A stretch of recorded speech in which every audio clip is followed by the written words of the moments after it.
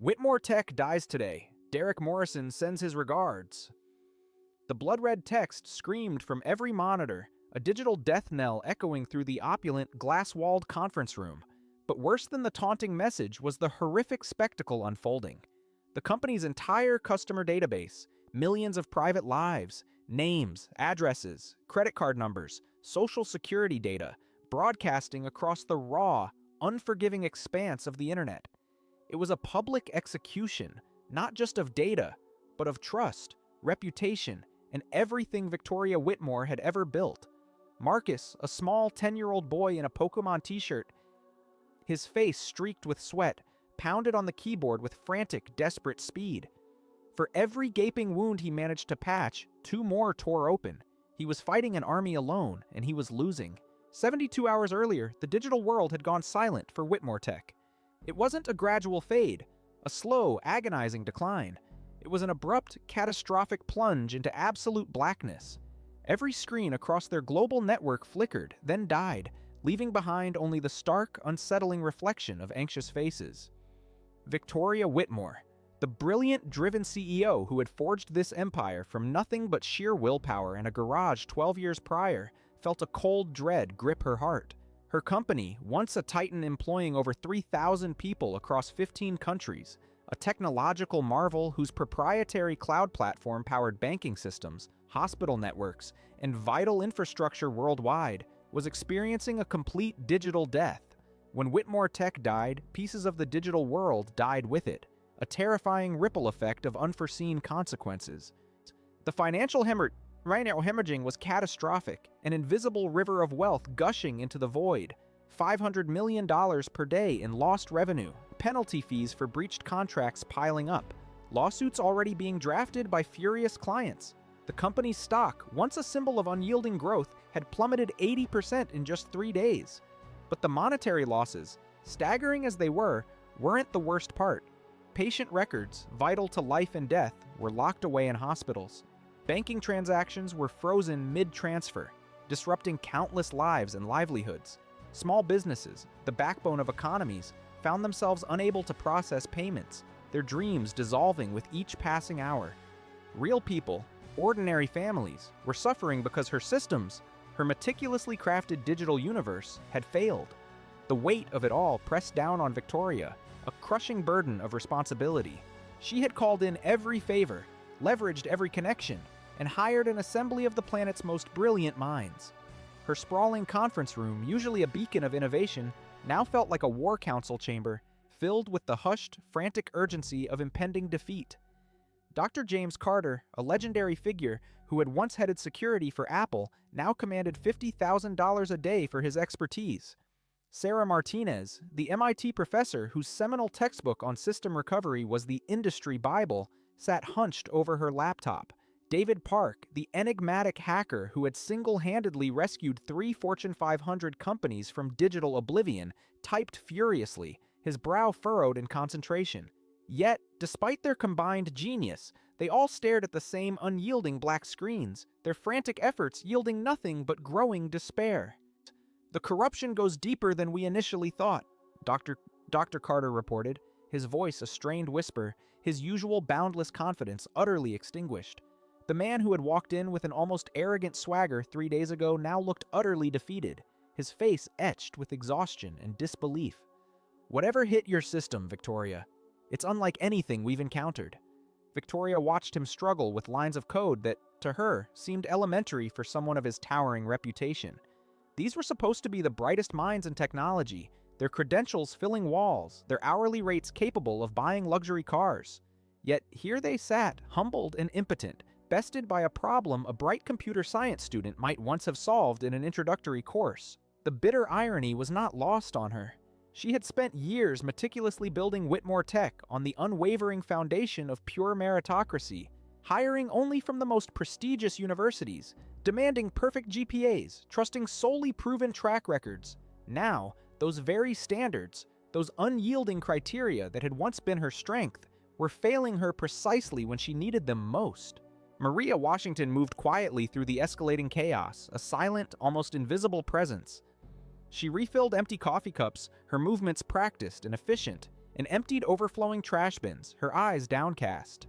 She had worked for Victoria for 5 years, meticulously cleaning the penthouse office twice weekly, a diligent worker who never complained, never asked for raises, and rarely spoke unless directly addressed. Victoria, consumed by the relentless demands of her empire, barely registered Maria's existence most days. Maria was part of the background, a silent fixture in the grand, important symphony of running a tech giant. Occasionally, during school breaks, Maria's son would accompany her, a skinny, quiet boy who would sit patiently in corners, engrossed in handheld games, while his mother toiled. Victoria had never bothered to learn his name, dismissing him as just another minor distraction in her already overwhelmingly busy world. "Ma'am, the backup servers are showing the same corruption," Sarah Martinez announced, her voice tight with a frustration that bordered on despair. Whatever did this, it spread through every connected system.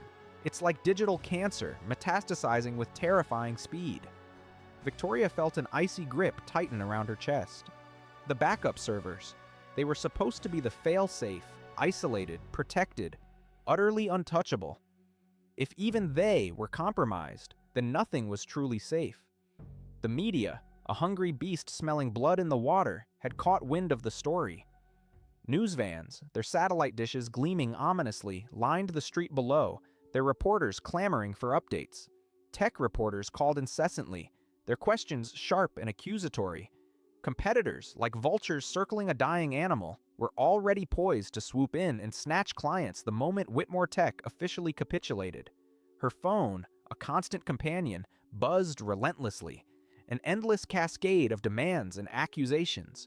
Board members, their voices strained and impatient, demanded answers she simply didn't possess. Clients threatened lawsuits, their trust shattered. Investors, their fortunes hanging by a thread, asked if their money was gone forever. But the worst calls, the ones that truly pierced her formidable defenses, came from her employees. Ordinary people, good people, who had trusted her with their careers, their livelihoods. Families depending on paychecks that might stop coming, health insurance that might vanish, retirement plans that could evaporate if the company collapsed into dust. 3,000 jobs, 3,000 lives, now hanging by fragile threads of code that no one, not even the vaunted experts, could fix. "Victoria, we need to discuss contingency plans," board member Robert Hayes interjected, his tone gravely serious, imbued with the solemnity of a funeral director. "If we can't restore systems by tomorrow, we need to seriously consider bankruptcy proceedings." The word bankruptcy hit Victoria like a physical blow, a vicious punch to the gut. It was the death certificate, the final, ignominious end to everything she had painstakingly built, nurtured, and poured her entire life into. Dr. Carter, his face a mask of utter defeat, finally looked up from his laptop. "I'm sorry," he whispered, his voice hoarse, "but I think we need to accept that this might be beyond current recovery methods. The damage is too extensive, too complex." Victoria's gaze drifted across the wall of black screens surrounding them, each one a tombstone for thousands of hours of meticulously crafted code. Millions of lines of intricate programming, years of relentless innovation. All of it reduced to digital graveyards, monuments to a failure she couldn't comprehend. She had hired the best minds money could buy, individuals whose brilliance was legendary, and now they were telling her it was hopeless. But what happens, she wondered, when the experts, the very pillars of knowledge and experience, admit they don't have the answers? When credentials and years of hard-won experience hit their unyielding limits? When the impossible becomes the only option left, and even that option is snatched away? The silence that settled over the conference room was thick and suffocating, the heavy quiet of a wake. Dr. Carter, with a defeated click, closed his laptop, the sound echoing ominously. Sarah Martinez shook her head, her tablet now useless in her hands. David Park simply stared at the ceiling, as if questioning the entirety of his celebrated career, the years he'd spent in front of glowing screens. Victoria stood up slowly, her legs feeling like lead, a profound weakness spreading through her limbs. The unimaginable weight of 3,000 jobs, billions in client assets, and the entirety of her life's work pressed down on her shoulders, threatening to crush her. "Ladies and gentlemen," she said, her voice barely above a whisper, a strained, fragile sound. "I think we need to accept the truth." The words tasted like poison, bitter and caustic. "We're out of options." Her hands, usually so steady and commanding, trembled visibly as she reached for her phone. "Call the bankruptcy lawyers. Draft the employee termination letters. We'll make the announcement tomorrow morning."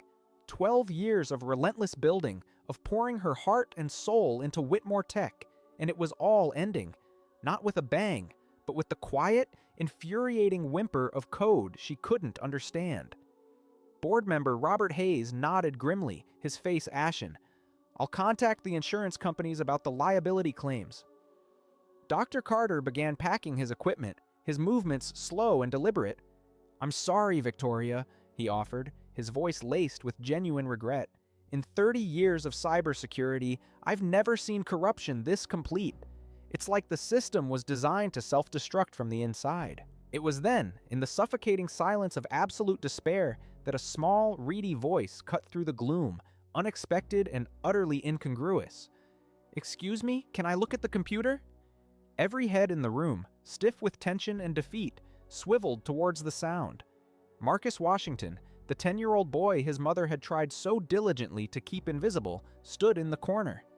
He took a hesitant step forward, his young eyes fixed on the dead screens with a genuine curiosity that seemed profoundly out of place. Victoria blinked, then blinked again. She had completely, utterly forgotten the child was even there. "What did you say?" she asked, certain her ears had deceived her, convinced she must have misheard the impossible question. "The computer screens," Marcus repeated, his small hand rising to point at the imposing wall of black monitors, now nothing more than inert slabs of glass. "Can I see what's wrong with them?" The room, moments ago a chamber of grief, erupted in a chorus of uncomfortable, dismissive laughter. Dr. Carter let out a short, incredulous chuckle, shaking his head at the sheer absurdity of it. Sarah Martinez offered a patronizing smile, as if the child had just uttered a particularly cute, if terribly misplaced, joke. "Kid," David Park said, his tone dripping with condescension, a dismissive wave of his hand, "these are enterprise-level systems. This isn't some Nintendo game you can just tinker with." Victoria felt a sharp spike of irritation.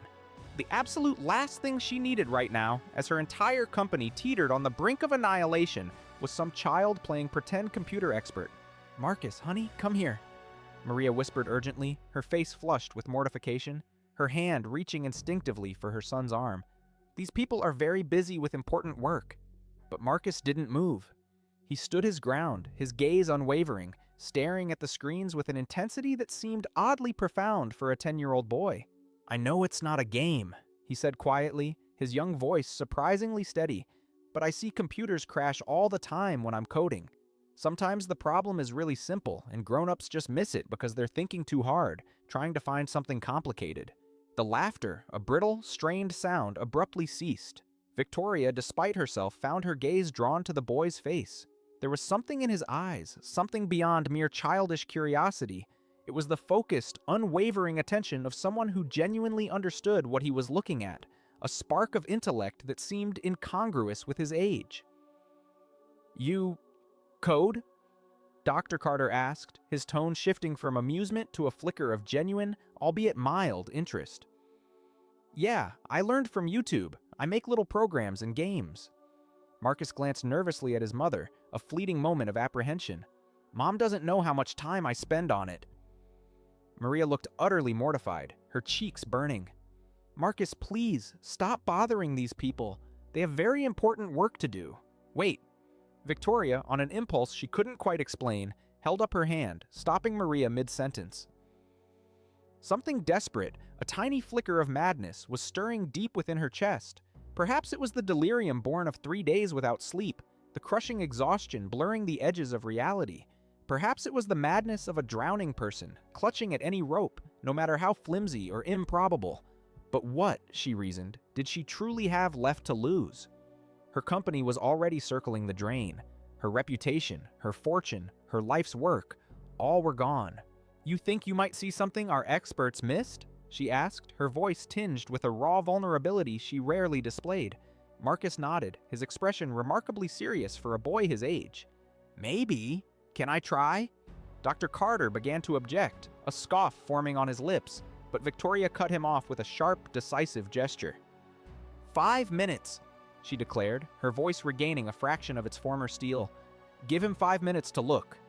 The boy, a small figure in a brightly colored t-shirt, walked towards the main computer terminal with a quiet confidence that belied his age, the casual swagger of someone who genuinely belonged there. The adults watched, a mixture of baffled curiosity and lingering skepticism etched on their faces. Could a mere 10-year-old child, they silently wondered, truly succeed where a phalanx of MIT graduates, Silicon Valley legends, and cybersecurity titans had so spectacularly failed? And what would it truly mean for all of them if he did? Marcus approached the imposing main terminal as if it were an old, familiar friend, pulling up a chair and settling himself in front of the formidable black screen that had so thoroughly defeated the best minds in technology.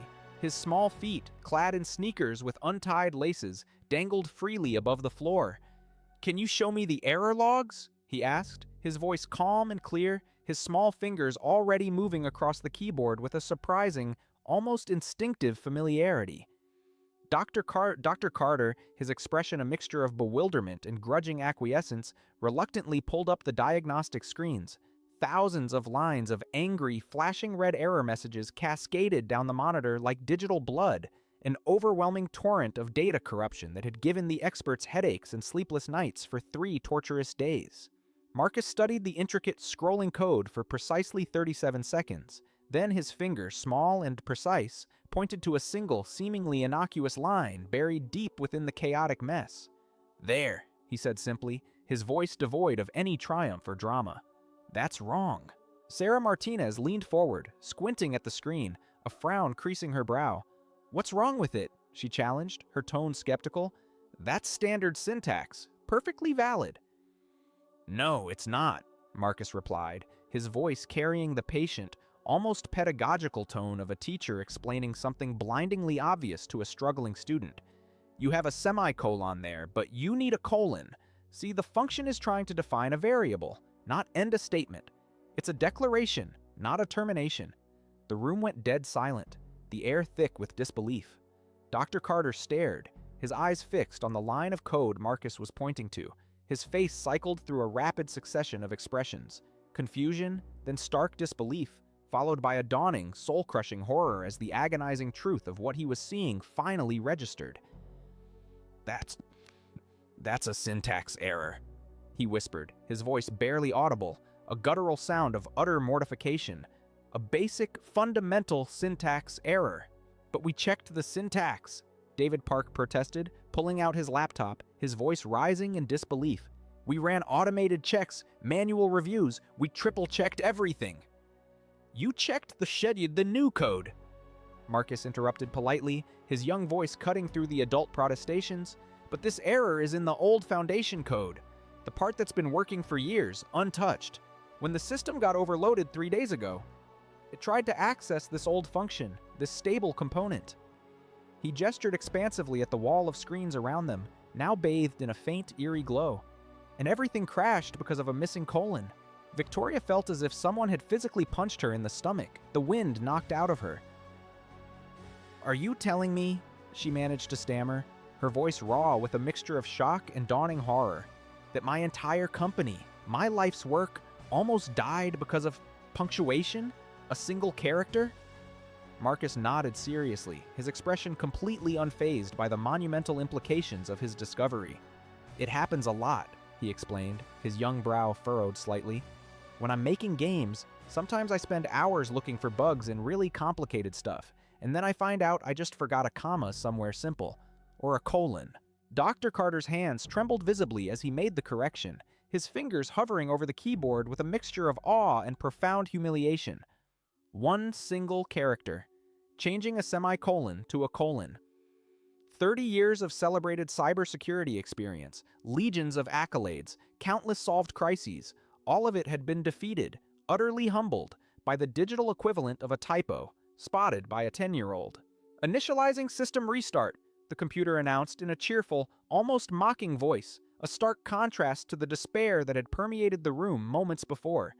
After 3 days of suffocating silence, the screens began flickering to life throughout the room, a miraculous dawn breaking through the digital night. Data streams, once frozen, started flowing with a renewed vigorous pulse. Error messages, those angry red warnings, disappeared one by one, replaced by the familiar, reassuring blue glow of functioning systems. Within minutes, Whitmore Tech was breathing again, its digital heart beating with robust regularity. "System restored," Sarah Martinez read from her tablet, her voice hollow with disbelief, a tremor running through her. "All primary functions online, database integrity intact." Victoria stared at Marcus, who was now swinging his legs from the chair, a perfectly normal 10-year-old once more, the weight of the world seemingly lifted from his small shoulders. "How did you see that?" she asked, her voice still thick with emotion. "When they couldn't?" "I guess because I'm used to making mistakes," Marcus said with a shy, disarming smile. "When you're learning to code from YouTube, you mess up a lot. So you get really good at finding the simple stuff that breaks everything. Because you've done it yourself a million times." Dr. Carter stood frozen, staring at his laptop screen as system after system blinked back online, resurrected from the brink. His reputation built over decades, his $50,000 daily rate, his unshakable confidence, all humbled, utterly eclipsed by a child who had learned programming from free internet videos and sheer, unadulterated curiosity. "The corruption patterns we were seeing," David Park said slowly, his voice a drone of disbelief. "They weren't corruption at all. They were cascade failures from this one syntax error, propagating through the entire network like a digital chain reaction. Like dominoes," Marcus added helpfully, his youthful enthusiasm resurfacing. "One falls the wrong way, and they all fall down." Victoria felt a strange, intoxicating mixture of profound relief and acute, burning embarrassment flooding through her. 3 days of unrelenting panic, millions in exorbitant consultant fees, the combined genius of the best experts money could buy, and the solution, the simple, elegant solution, had been sitting in her conference room the entire time, clad in a Pokemon t-shirt and sneakers with untied laces. But her relief, a fragile, nascent thing, was short-lived. As the systems hummed back to life, new alerts, insidious and urgent, began flashing on the monitors, disrupting the hard-won peace. "Wait," Marcus said, his smile abruptly fading, his young eyes narrowing as he studied the scrolling data. "There's something else wrong. Something new." The adults tensed, their newly returned sense of security evaporating instantly.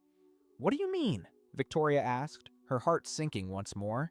Marcus pointed to the streams of code flowing across the screen, a bewildering, rapid-fire display of digital activity. "The system is working now, but look at this." His small hand jabbed at the screen. "Someone's been inside your computers. Like, recently, inside. This isn't old code, this is fresh activity." Dr. Carter rushed to his terminal, his earlier defeat forgotten in the face of this new, unseen threat. "What are you seeing?" "These file access logs," Marcus said, his 10-year-old voice suddenly very serious, stripped of all childish lightness. "Someone was downloading your data while your system was broken. A lot of data." The room temperature seemed to drop 10 degrees, the air growing heavy with a new, chilling dread.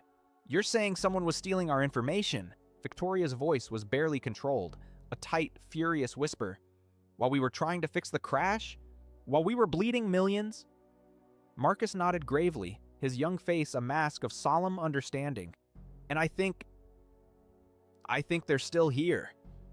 As if summoned by his words, new error messages, different from the initial system failures, began to appear on screens throughout the room.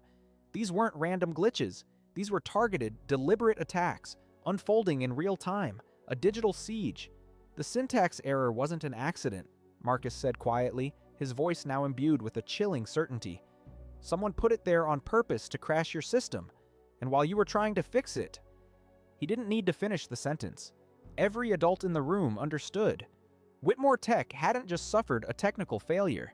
They had been the victims of a sophisticated, meticulously planned cyberattack, and whoever was responsible was still inside their systems, still stealing, still destroying, a phantom lurking in the digital shadows.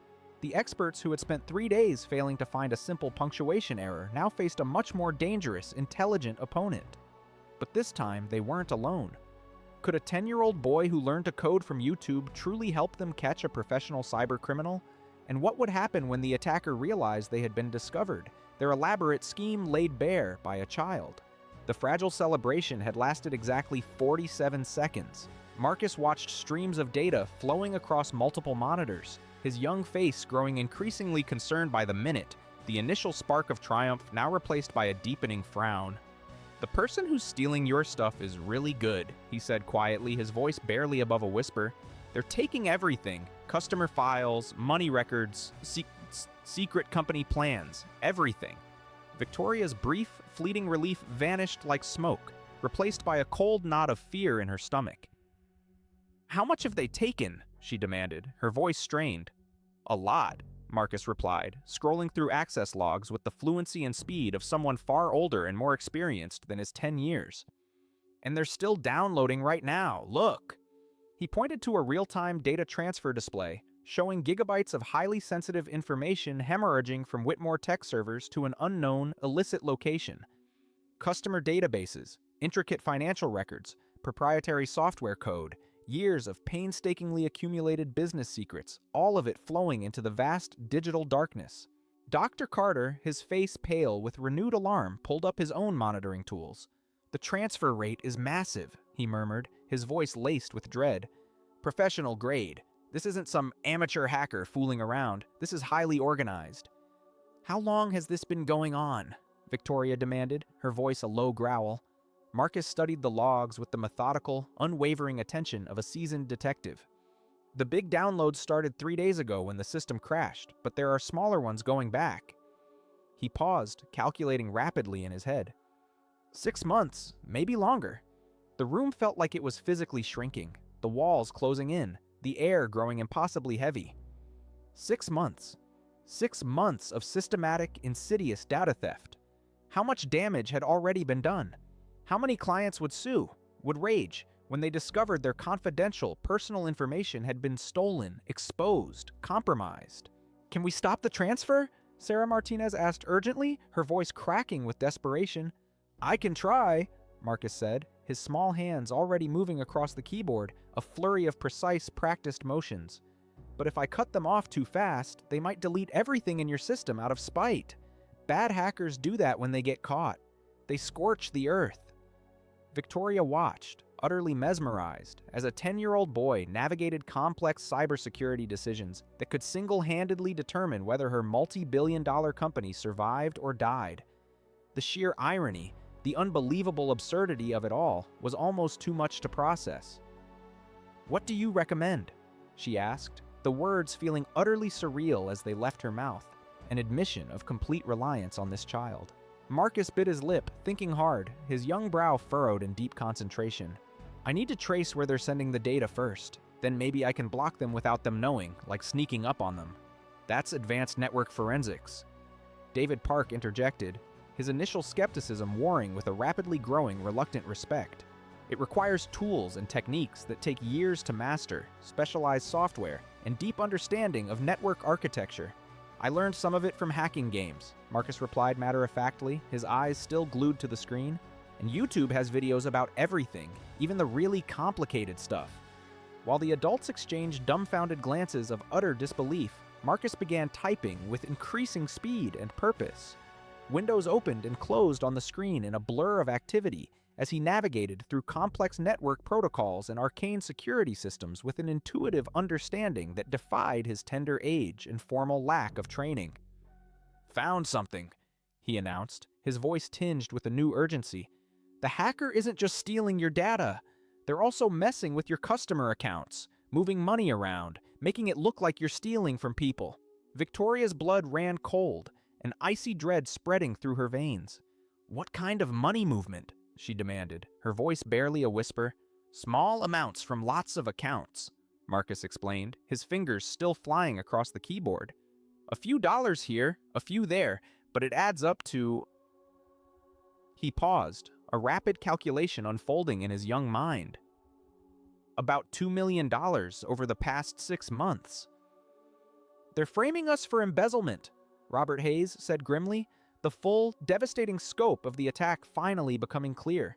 "When customers discover money missing from their accounts, even small amounts, they'll sue us for everything we have.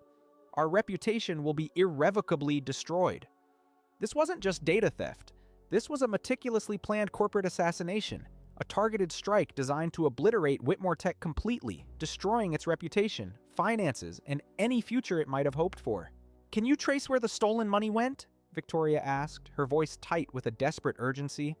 Marcus was already working on it, his concentration absolute, an almost unnerving focus for a child. "It's tricky.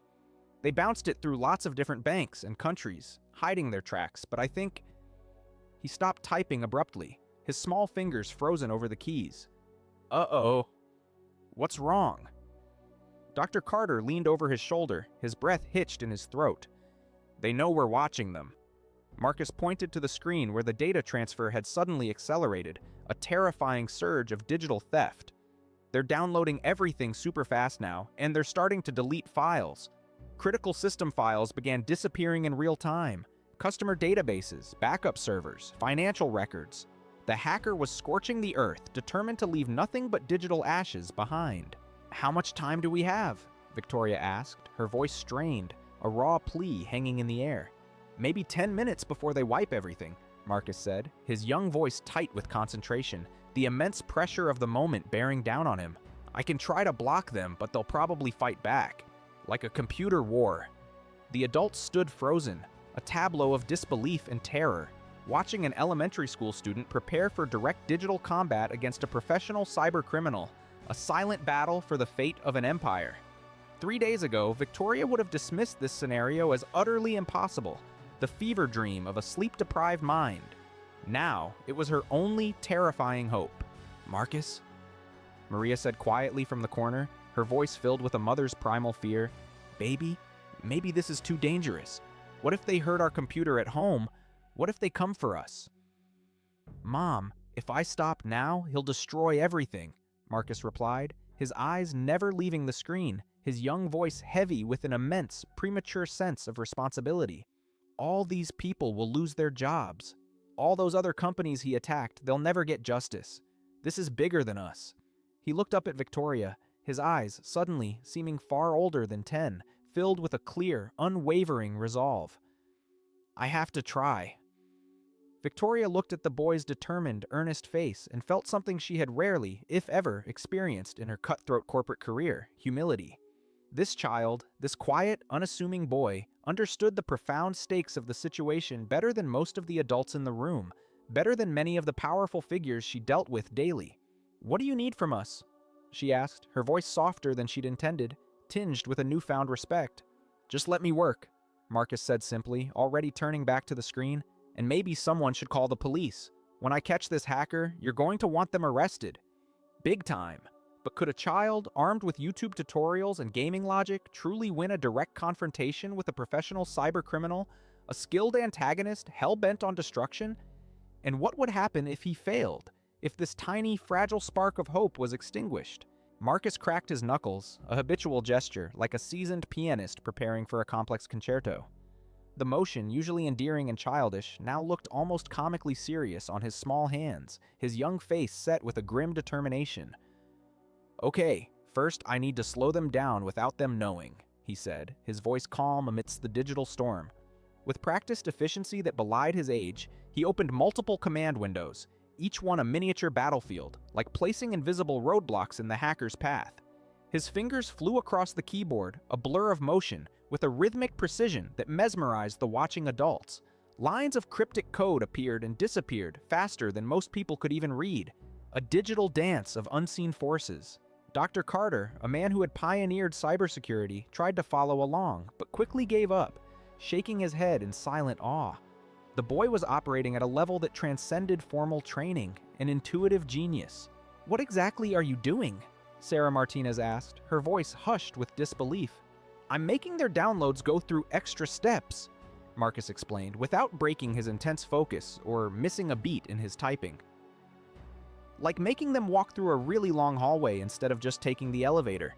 They won't notice right away, but it'll buy us time. Within minutes, the overwhelming data transfer rate, the digital hemorrhage, visibly dropped by 60%. The unseen hacker continued to steal files, unaware that their illicit connection had been deliberately, meticulously throttled by a 10-year-old boy in a Pokemon t-shirt. "Brilliant," David Park whispered, a new, profound respect in his voice. That's advanced traffic shaping, complex network manipulation. Where did you learn that? Minecraft servers, Marcus said, without looking up, his fingers still flying. When too many people try to connect at once, you have to slow them down or the whole game crashes. It's the same principle, really. Victoria watched, utterly fascinated, as this unassuming child applied gaming logic, playground experience, and the boundless creativity of a young mind to corporate cybersecurity, a field dominated by rigid textbooks and formalized theory. Yet it worked with surgical precision. But the hacker, a shadowy, unseen opponent, was not passive. They're adapting, Marcus said, a frown creasing his brow as new, frantic activity bloomed on his screen. They figured out something was wrong and started using different routes, finding new pathways. Smart, David Park conceded, a grudging admiration in his voice. The data transfer rate surged back up, the hacker, like a hydra, finding new workarounds to Marcus's roadblocks. Files began disappearing even faster than before, a relentless march towards total annihilation. How much time did we buy? Victoria asked, her voice strained. Maybe 5 more minutes, Marcus replied, his voice calm despite the escalating digital warfare. But now I know more about how they think, their patterns, their preferences. He opened a new set of programs, his fingers flying with renewed purpose. Time for phase 2, which is, I'm going to trace them while they're busy stealing. They won't expect someone to follow them backward through their own attack. Marcus's young face lit up with the thrill of the hunt, the playful intensity of a game, but with real-world stakes. It's like hide and seek, but with computers, he added, a glint in his eye. He began what could only be described as digital stalking, meticulously following the hacker's connection through a dizzying maze of multiple servers and anonymous proxy networks.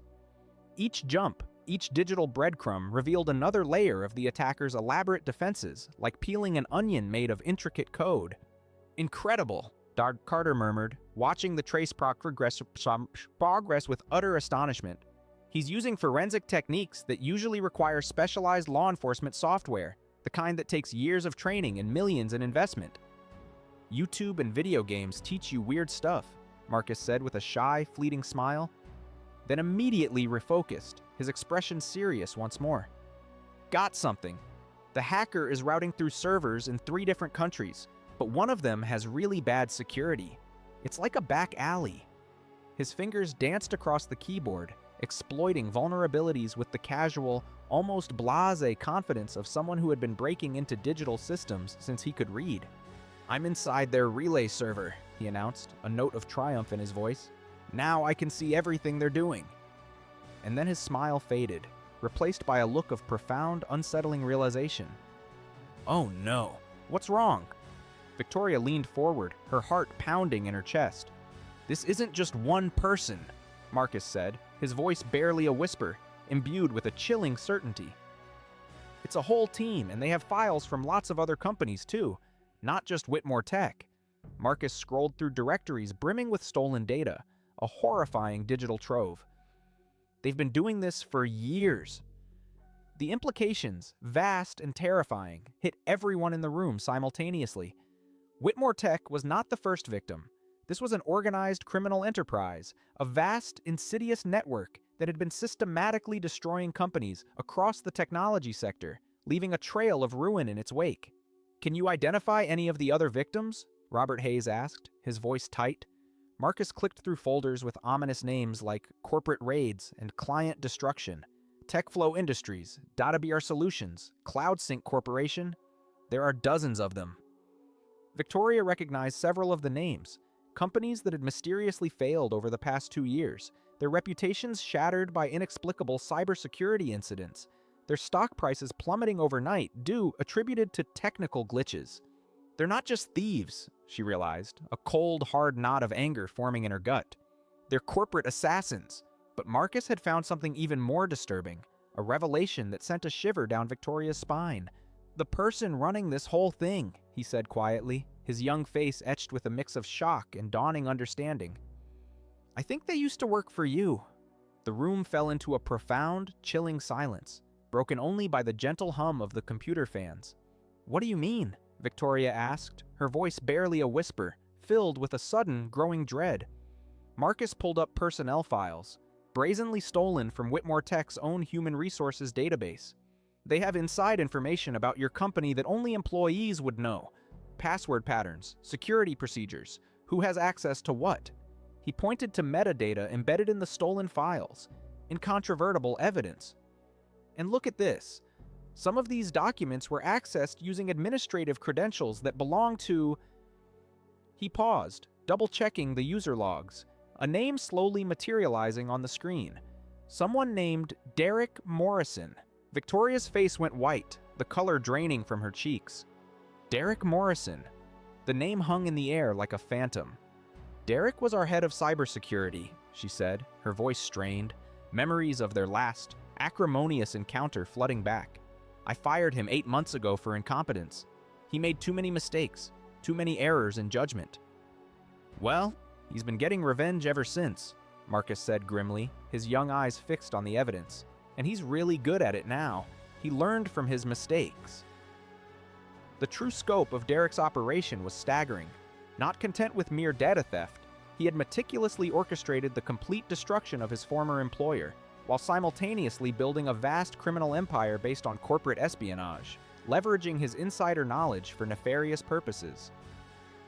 This is way bigger than just fixing your computers, Marcus explained, his gaze scanning the full panorama of Derek's digital malfeasance. This guy has been planning your company's destruction for months. The syntax error that crashed everything, he probably planted that months ago, a dormant bomb, just waiting for the right moment to activate it. As if summoned by the very mention of his name, new, furious activity exploded across every screen in the room. Derek, having realized his master plan had been exposed, was launching a full-scale counterattack, unleashing his fury with the desperation of someone whose grand scheme had been irrevocably compromised. He's wiping everything, Marcus said urgently, his voice tight with alarm. Not just stealing now, he's destroying all your customer data, all your backups, everything. He wants to leave nothing behind. Critical system alerts began flashing red throughout the room, a cacophony of digital warnings. Years of painstakingly accumulated business data started vanishing in real time as Derek's malevolent malware ate through Whitmore Tech's digital infrastructure like corrosive acid. "Can you stop him?" Victoria asked desperately, a raw plea torn from her throat. Marcus stared at the chaos erupting across multiple monitors, his usual unwavering focus faltering for the first time. For a fleeting moment, he looked exactly like what he was, a scared 10-year-old facing something far, far bigger than himself, a monster he might not be able to defeat. "I don't know," he admitted quietly, his voice small and uncertain. "He's really angry now, and he has tools I've never seen before. This isn't like the games anymore." Maria, her face pale with fear, stepped forward from the corner where she had been silently watching her son, her maternal instincts overriding all else. "Marcus, baby, maybe we should just let the police handle this," she pleaded, her voice trembling. "What if he hears our computer at home? What if he knows where we live?" "Mom, if I stop now, he'll destroy everything," Marcus replied, his young voice heavy with a profound sense of responsibility, his eyes fixed on the digital battleground. "All these people will lose their jobs. All those other companies he attacked, they'll never get justice, never know who truly destroyed them." He looked up at Victoria, his gaze steady, resolute, his eyes, in that moment, appearing far older than his 10 years. "I have to try." But could a child, armed with raw talent and YouTube tutorials, truly defeat a professional cybercriminal, a vengeful expert in direct digital combat? And what would Derek do, consumed by rage and exposed when he realized his nemesis, the architect of his downfall, was someone he had never even considered a threat? A mere child. Marcus stared at the screen with the piercing intensity of a detective meticulously solving a complex murder case. Derek's counterattack was fierce, overwhelming, a digital blitzkrieg designed to obliterate. Yet something about the frantic, seemingly chaotic patterns didn't quite make sense to Marcus's intuitively analytical mind. "Wait a minute," Marcus said slowly, his small finger tracing invisible lines of code on the screen, a new spark of insight igniting in his eyes. "This is weird." "What's weird?" Der Carter asked, leaning over, his curiosity piqued, eager to see what had caught the boy's unusual attention. "The way he's deleting files," Marcus explained, pulling up system logs that chronicled the ongoing digital destruction. "It's too neat. When people are really angry and trying to hurt you, they usually just smash everything randomly, indiscriminately, leaving a path of pure chaos. But look at this. He highlighted specific deletion patterns on the screen, a precise, almost surgical removal of data.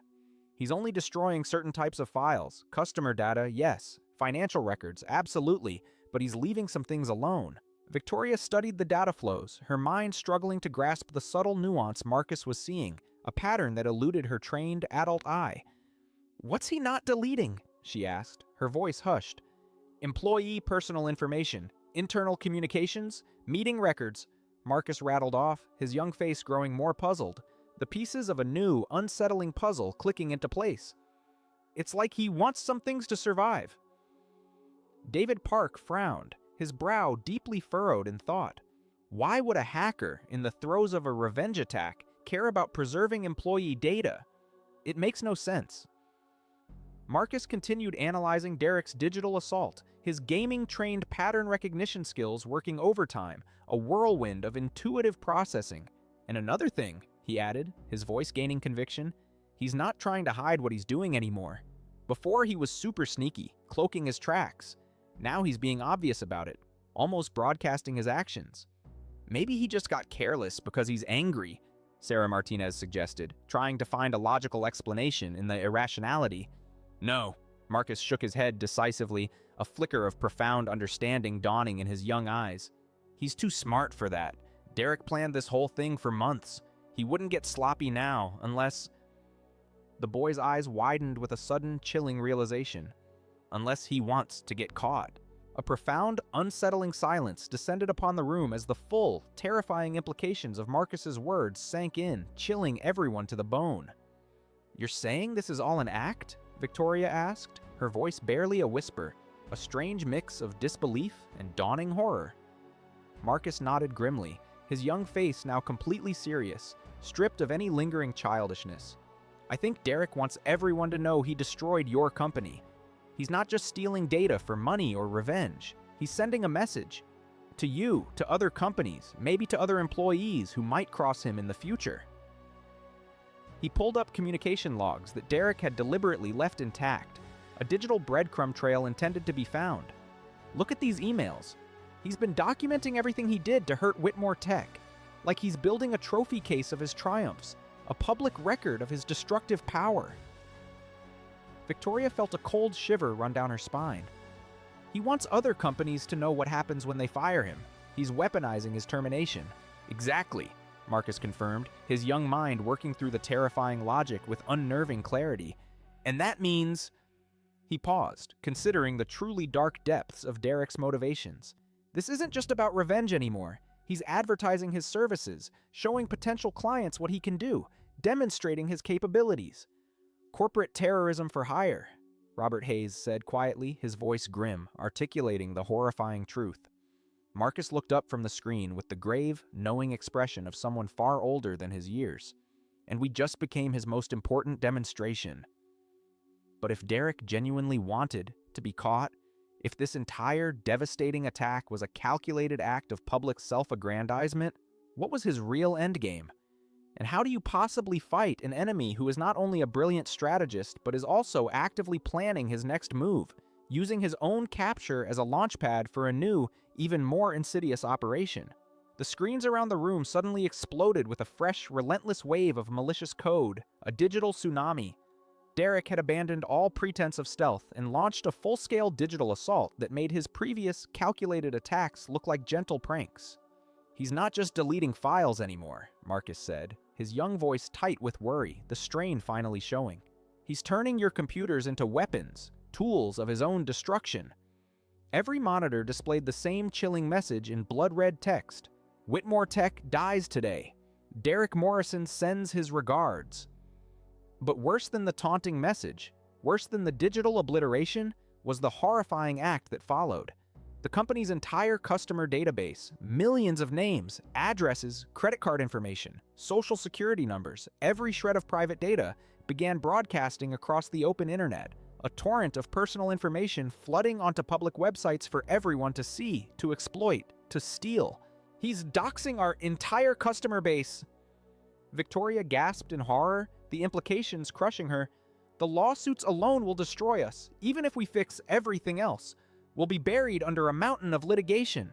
Marcus frantically tried to stem the tide, to stop the catastrophic data breach, his small fingers flying across the keyboard with desperate speed. But for every attack vector he managed to block, Derek, using automated tools and a vast network, opened 2 more, unleashing a relentless, overwhelming assault. "I can't keep up," Marcus admitted, sweat beading on his forehead despite the air-conditioned room, his voice strained and raw. He's using automated tools to attack from hundreds of different places at once. It's like fighting an entire army by yourself. Dr. Carter, his traditional cybersecurity methods rendered utterly useless, tried to help, but his expertise was futile against Derek's unconventional, overwhelming assault. "This isn't standard hacking," he said helplessly, his voice full of despair. "This is digital terrorism, pure and simple." The attacks escalated far beyond anything anyone had imagined possible. Derek, a maestro of digital chaos, began targeting other companies that did business with Whitmore Tech, spreading the destruction like a highly contagious, virulent disease. Banking partners, software vendors, crucial client companies, all of them received the same treatment: data theft, system crashes, public humiliation. "He's trying to make sure no one will ever work with us again," Victoria realized, her voice laced with bitter understanding. "Even if we somehow survive this, we'll be toxic in the industry, pariahs." Marcus stared at screens filled with cascading system failures, his usual unwavering confidence finally cracking under the immense pressure. "I'm just a kid," he said quietly, his voice small and vulnerable, the weight of the moment crushing him.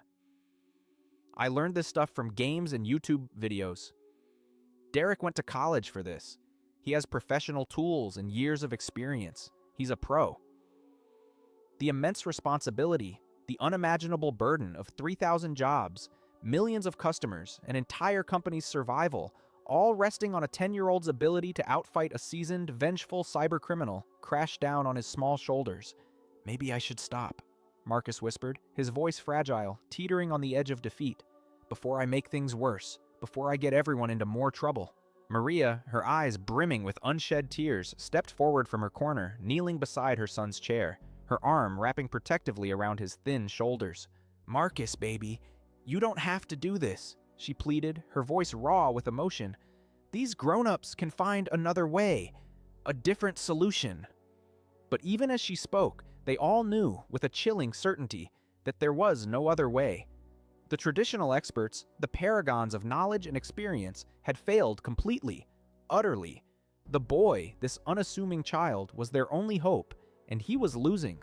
Derek, sensing Marcus's moment of doubt, his hesitation, seemed to revel in it, intensifying his attacks even further. Company servers began physically overheating from the relentless strain, a dangerous, palpable heat emanating from the humming machines. Fire alarms, triggered by the escalating temperatures, began wailing throughout the building, a cacophony of urgent, piercing sound. The digital assault was quickly spilling over, becoming a very real, very physical emergency. "System integrity failing," the computer announced in its maddeningly calm, dispassionate voice, its synthetic tone a stark contrast to the human panic. "Critical infrastructure compromised. Recommend immediate evacuation." Victoria looked around the room at her team of expensive, once confident experts, all of them rendered utterly useless, their vast knowledge and experience impotent against a problem they couldn't solve, a war they couldn't fight. Then she looked at Marcus, a scared little boy who had tried his best, his absolute best, against impossible, overwhelming odds. "It's okay, Marcus," she told him gently, her voice thick with emotion, tinged with a deep, profound sadness. "You did more than anyone could have asked. No one will blame you for—" "Wait!" Marcus suddenly sat up straighter, his head snapping up, wiping away the sweat and tears from his eyes with the back of his hand. A fierce, determined light flickered back into his gaze, a renewed spark of resolve. "Derek made a mistake." "What kind of mistake?" Victoria asked, her voice catching in her throat, a fragile tendril of hope unfurling in her chest. Marcus pointed to the chaos still raging on his screen, his focus sharp and unwavering once more. "He's so busy attacking everything at once, throwing everything he has at us, that he forgot the most important rule of hacking, the very first thing you learn." The boy's voice, though still young, grew stronger, imbued with a newfound certainty. Never leave your back door open when you're fighting someone. Never expose your own vulnerabilities when you're on the offensive. A powerful, unexpected spark of hope ignited in the room, a desperate, flickering flame in the suffocating darkness. While he's busy destroying your stuff, Marcus continued, his fingers already moving towards the keyboard with new, fierce determination, he's not protecting his own systems. He's left himself exposed, and I know exactly where he's hiding. But did a 10-year-old, armed with one last desperate trick, truly have enough to stop a professional cybercriminal, a vengeful expert bent on total annihilation? Could he turn the tide, just when all seemed lost? Marcus took a deep, steadying breath, then cracked his knuckles one more time, a gesture no longer seeming childish, but rather like a seasoned warrior preparing for the final, decisive battle. Derek thinks he's safe because he's attacking from so many different places, through so many proxies, Marcus said, his young voice surprisingly steady with newfound confidence. But that's actually his weakness. He has to control all those attacks from somewhere central, from one command hub. His fingers, now imbued with a singular purpose, began moving across the keyboard with a precision that defied his age, a whirlwind of motion. While Derek's automated weapons continued their relentless assault on Whitmore Tech's beleaguered systems, Marcus quietly began his counterattack, a digital ninja operating in the shadows. I'm going to trace his command signals backward, he explained, his eyes fixed on the screen as he typed, like following footprints in the snow, but with computer code, seeing where he came from. Dr. Carter watched, utterly amazed, as Marcus navigated through layers of digital deception, a labyrinth of obfuscation that would have taken professional hackers, with all their specialized tools and years of experience, hours, even days, to unravel. How are you doing that so fast? Dr. Carter blurted out, unable to contain his awe. Video games taught me to think in 3D, Marcus replied matter-of-factly, a fleeting, almost imperceptible smirk touching his lips. Derek is hiding his real location behind fake servers, bouncing his signal, but I can see the pattern, the underlying structure. It's like a maze, and I'm really good at mazes. Within minutes, an astonishingly short period of time, Marcus had traced Derek's multi-pronged attacks to their source, a specific server farm in downtown Miami, a physical location Derek was using as his central command center. Found him, Marcus announced, a triumphant note in his voice. Now for the fun part. Instead of attempting to block Derek's overwhelming attacks directly, Marcus did something unexpected, a brilliant, audacious maneuver that left the seasoned experts dumbfounded. He began redirecting them. What are you doing? Victoria asked, her eyes wide with a mix of confusion and dawning hope, watching the complex, bewildering patterns of code flowing across the screen. Derek is using your own servers to attack other companies, to wreak havoc, Marcus explained, his fingers still dancing across the keys with incredible speed. But computer attacks work both ways. If I can flip his weapons around, turn them against him. The effect was immediate and devastating, a digital boomerang of biblical proportions. Derek's automated assault tools, meticulously designed to destroy Whitmore Tech's data, suddenly, catastrophically, turned on their creator. His command servers, his digital fortress, began experiencing the exact same crashes, deletions, and system failures he had been so gleefully inflicting on his victims. You're using his own weapons against him, David Park said in wonder, his voice barely a whisper, a mixture of awe and incredulity. Exactly, Marcus confirmed, a sly grin playing on his lips. He taught his programs to be really good at breaking computers, so I'm just letting them practice on his computer instead. Poetic justice, really. But Derek, a seasoned professional, was not helpless. Within moments, he realized the tables had been turned, that his own weapons were being used against him, and he began fighting back directly with furious intensity. The screens in the conference room filled with a real-time digital duel, a clash of titans as a professional cybercriminal met a 10-year-old prodigy in direct, unyielding combat. Derek tried to regain control of his attack tools, attempting to reassert dominance. Marcus deflected every attempt, every command, and immediately sent more of Derek's own malevolent malware back at him, amplifying the effect. Derek opened new attack vectors, desperate to regain the offensive. Marcus closed them with effortless grace and immediately launched devastating counterattacks, exploiting every new vulnerability. Derek deployed advanced encryption to protect his crumbling systems. Marcus cracked it, using techniques he'd learned from intricate puzzle games, seeing through the digital obfuscation with uncanny ease. "This is incredible," Sarah Martinez whispered, her voice laced with awe. "It's like watching chess played at the speed of light, but with far higher stakes." The digital battle raged across cyberspace for 23 minutes, an eternity in the rapid-fire world of code. Derek threw everything he had at the mysterious defender who was systematically dismantling his empire piece by piece. Professional hacking tools, military-grade malware, corporate espionage techniques, refined over years of criminal activity, all hurled into the fray. Marcus countered each attack with gaming logic, with obscure YouTube tutorials, and with the fearless, boundless creativity of childhood. Where Derek relied on established, predictable methods, Marcus improvised, shifting, adapting. Where Derek followed rigid rules, Marcus, with the audacity of youth, gleefully broke them, finding new, unexpected pathways to victory. "He's getting desperate," Marcus observed, a slight smirk playing on his lips as Derek's attacks became increasingly erratic, disorganized. "When you're losing at a video game, you start button mashing instead of thinking strategically. He's panicking." Derek made his fatal mistake at precisely 3:47 a.m.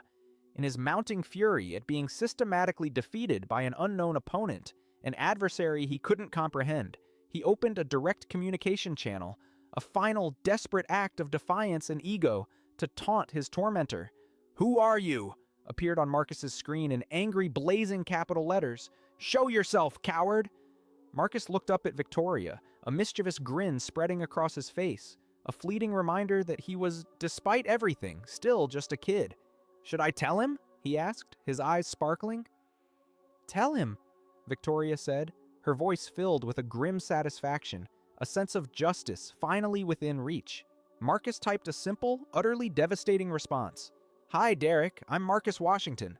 I'm 10 years old and I learned to code from YouTube. My mom cleans Ms. Victoria's house." The silence from Derek's end was deafening, a stunned, agonizing void. Then came an explosion of raw, unfiltered profanity and furious threats that the adults quickly shielded Marcus from seeing, a torrent of digital rage. Derek's professional composure, his carefully cultivated image of untouchable power, completely shattered at the devastating realization that his elaborate, meticulously planned revenge scheme, his corporate assassination, had been utterly unraveled and brought to its knees by a mere child. But his unbridled rage, his uncontrolled fury, made him careless. The communication channel he had so foolishly opened to threaten Marcus also, fatally, revealed his exact physical location. Not just the server farm he was using, but the specific building, the floor, and even the very room where he was sitting, trembling with impotent rage. "Got him," Marcus said simply, a quiet triumph in his voice, his task completed. "Should I call the police, or do you want to—" Victoria was already dialing, her fingers flying across her phone. "FBI Cybercrime Unit," she said, her voice clear and authoritative when the call connected. "We have the location of a major cyber criminal who's been attacking companies across the country, and we have all the evidence you'll ever need." While Victoria coordinated with law enforcement, Marcus put the finishing touches on his astonishing victory. Derek's stolen data, every single byte, was meticulously recovered and prepared to be returned to its rightful owners. His attack tools were disabled, rendered inert, harmless. His sprawling criminal network, once hidden in the digital shadows, was exposed and meticulously mapped out for prosecution. Most importantly, all of Derek's victims, not just Whitmore Tech, but the dozens of other companies he had so ruthlessly destroyed, whose reputations he had shattered, finally had incontrovertible evidence of what had truly happened to them, who had truly engineered their downfall. "The FBI says they're raiding his location now," Victoria announced, hanging up her phone, a profound sense of relief washing over her. "They also want to interview our consultant." She looked down at Marcus, who was now slumped in his chair, utterly exhausted, the adrenaline fading, the weariness of someone who had just fought the battle of his life settling onto his small frame. "Marcus," Victoria said softly, her voice thick with emotion, tinged with a deep, newfound gratitude, "do you understand what you just did?" The boy nodded tiredly, his eyes half closed. "I helped catch a really bad person who was hurting lots of families. You saved my company. You saved 3,000 jobs. You brought justice to dozens of other victims," Victoria corrected him, her voice welling up. "And you did it all while everyone, myself included, underestimated you. We dismissed you, Marcus." Marcus looked up at her with eyes that seemed, in that moment, infinitely older than 10, holding a quiet wisdom. "Adults always think kids can't do important things," he said, his voice a soft murmur. "But computers don't care how old you are. They just care if you understand them. And I do." Dr. Carter, who had been humbled into an uncharacteristic, profound silence throughout the latter half of the digital war, finally spoke, his voice filled with genuine awe and a touch of professional wonder. "Marcus, in 30 years of cybersecurity, I've never seen anything like what you just did. Your intuitive grasp, your methods. Would you be willing to teach me some of those techniques? I have so much to learn." Marcus brightened immediately, a genuine, uninhibited smile spreading across his face, the exhaustion momentarily forgotten. "Really? You want to learn from me? From YouTube?" "I think we all do," Victoria said, looking around the room at her team of expensive, once arrogant experts who had been so thoroughly outmaneuvered and outperformed by a child with a library card and internet access. The sheer magnitude of their collective failure and Marcus's individual triumph was a stark, undeniable lesson. But their celebration, a moment of profound relief and shared awe, was abruptly interrupted by Marcus's mother, Maria, who had been watching the entire digital battle unfold with a growing mixture of amazement, terror, and a mother's escalating disciplinary concern. "Marcus Washington," Maria said, her voice carrying that unmistakable, universally recognized tone that all children instantly identify as serious trouble. "We are going to have a very long talk about what you've been doing on the computer after I leave work. And all this hacking games business." What would happen next, in the aftermath of such a monumental event, would surprise everyone, even more than what they had already witnessed. The FBI raid on Derek Morrison's Miami command center was swift and decisive.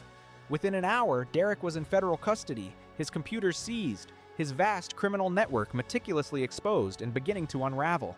But as Marcus, despite his exhaustion, diligently helped the agents understand the intricate technical evidence he had painstakingly recovered from Derek's servers, they discovered something that stunned everyone, revealing a layer of conspiracy far deeper than simple revenge. "This goes way deeper than one angry ex-employee," Special Agent Jennifer Walsh said, her voice grave, reviewing the intricate files Marcus had salvaged. Morrison was working for someone else, a shadowy client. She pulled up financial records, irrefutable evidence showing systematic payments to Derek from a shell company registered in the Cayman Islands.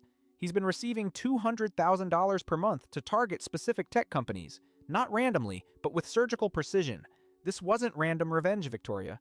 This was corporate warfare for hire, orchestrated by a puppet master. Victoria felt her blood run cold, a chilling realization settling over her. Someone powerful and unseen had paid him to destroy them. Paid him to destroy dozens of companies? Agent Walsh confirmed, her expression grim. And according to these encrypted communications, the client was very specific about the timing. They wanted Whitmore Tech taken down right before your IPO announcement next month. It was a targeted hit to prevent your market expansion. Marcus, still sitting at the computer, stubbornly refusing to leave despite his mother's protests about staying up all night, pulled up more of Derek's recovered files, a new layer of truth emerging from the digital wreckage. "There's a list here," he said quietly, his voice barely above a whisper. "All the companies Derek attacked, and next to each one it says how much their stock price dropped after the attack." The pattern was unmistakable, chillingly consistent. Every single targeted company had been on the verge of major growth. New product launches, lucrative merger announcements, highly anticipated public offerings. All of them had been systematically destroyed at precisely the moment when their failure would cause maximum financial damage, maximum market disruption. Someone's been manipulating the entire tech market, Agent Walsh realized, her eyes widening with the enormity of the conspiracy.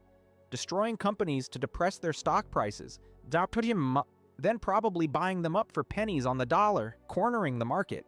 But the most shocking discovery, the one that sent a wave of genuine fear through everyone, came when Marcus found Derek's communication logs with his mysterious, powerful employer.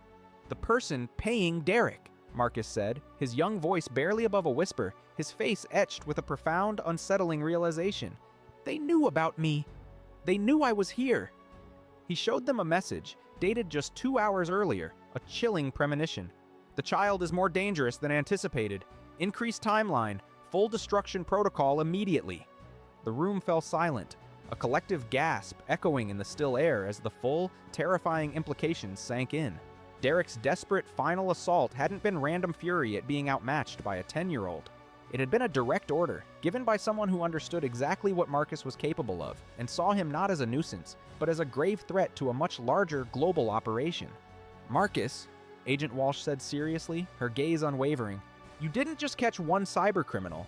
You exposed an entire vast conspiracy, and they know who you are now." 6 months later, Marcus Washington sat in the witness chair of a bustling congressional hearing room, wearing his best, slightly too large shirt, still swinging his legs because his feet didn't quite reach the floor, a small figure at the center of a monumental inquiry. "Mr. Washington," the committee chairwoman said with a gentle, appreciative smile, her voice carrying through the hallowed halls of power, "can you tell the American people how a 10-year-old learned to fight cybercriminals and uncover such a complex web of deceit?" "YouTube, mostly," Marcus replied into the microphone, his honest, unpretentious answer causing a ripple of soft, appreciative laughter through the packed hearing room. "And video games taught me to think about problems differently than grown-ups do, to look for the simple things, the patterns."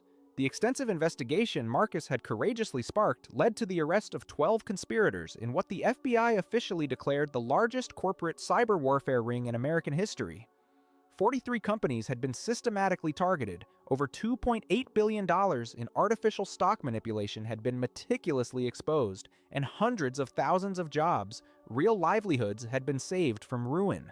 Victoria Whitmore, now sitting at the witness table beside Marcus, her once arrogant demeanor softened by profound humility, addressed the committee with barely contained emotion, her voice thick with gratitude. "6 months ago, I almost destroyed my own company, my entire life's work, because I couldn't see past my own prejudices about age and background. I dismissed brilliance because it didn't fit my preconceived notions." She looked at Marcus, a hero in sneakers. Marcus Washington didn't just save Whitmore Tech.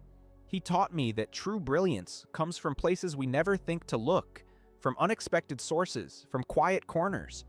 The Whitmore Foundation, transformed by this revelation, had already provided full college scholarships to 300 underprivileged children interested in technology, sowing the seeds of future innovation.